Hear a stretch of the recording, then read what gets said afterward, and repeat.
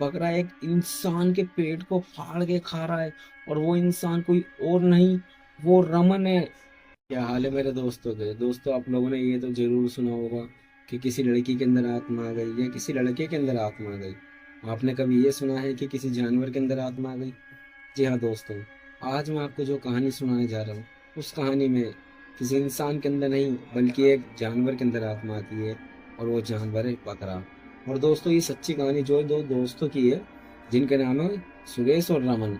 सुरेश और रमन बचपन से ही बहुत पक्के दोस्त हैं, और ये दोनों एक ही गांव में रहते हैं। और दोस्तों, जो इनका गांव है वो है भोपाल के अंदर। भोपाल में एक छोटा सा गांव है, ये दोनों उसी में रहते हैं। और दोस्तों, ये गुजारा अपना इस तरीके से करते हैं कि ये भेड़ बकरी पालते हैं और उन्हें बड़ा करके बेच देते हैं। इनका यही काम है। इन दोनों के पास काफ़ी सारी भेड़ बकरियां हैं।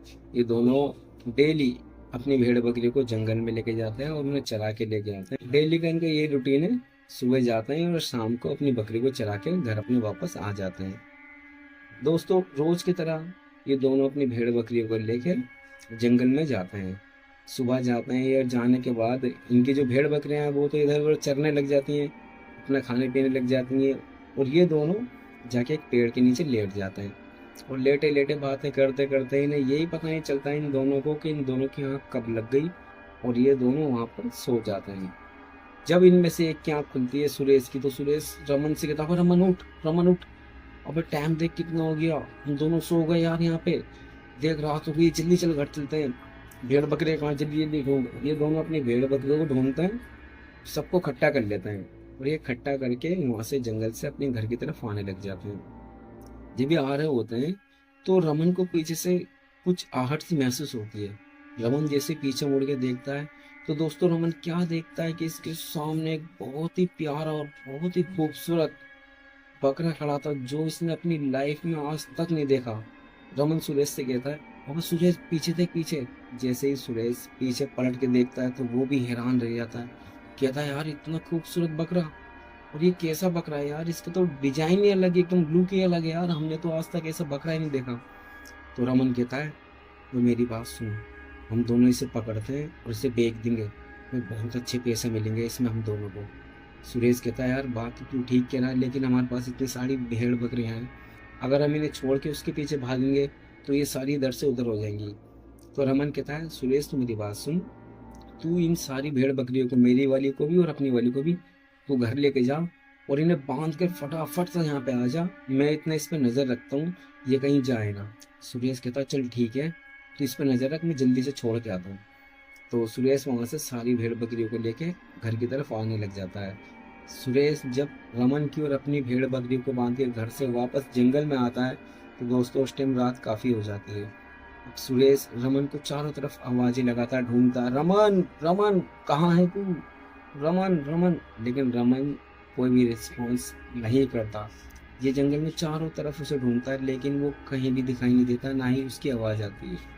ये हार कर ये सोचता है कि क्या पता यार वो थक गया हो और वो रमन घर चला गया हो, चल मैं भी चलता हूँ।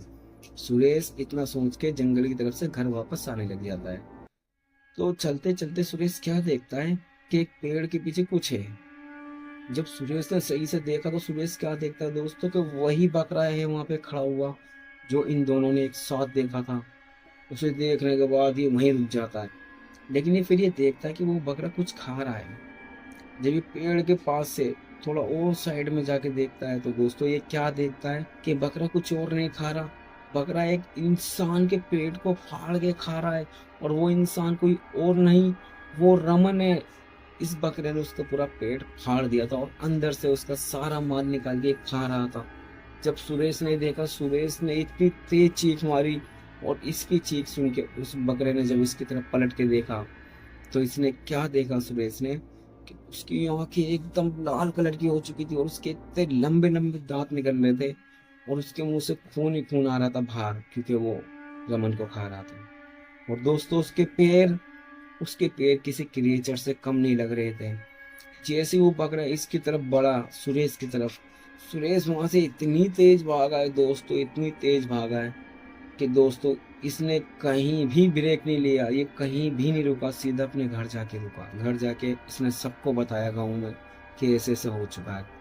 जब वहां पर गांव के लोग गए काफी सारे इकट्ठे होके, ना ही वहां पे रमन था, ना ही रमन की लाश, और वो बकरा भी दूर से दूर तक कहीं नहीं दिखाई दे रहा था। दोस्तों वो दिन का दिन और आज का दिन है, रमन का आज तक कुछ भी पता नहीं चला। दोस्तों आपको क्या लगता है, सच में उस बकरे के अंदर कोई आत्मा आ गई थी, या फिर वो छलावा था जो बकरे का रूप लेके आया था? आपकी क्या राय है कमेंट बॉक्स में ज़रूर बताना। अगर आपको हमारी ये वीडियो पसंद आई हो तो हमारे चैनल को सब्सक्राइब कर लेना और वीडियो को लाइक कर देना।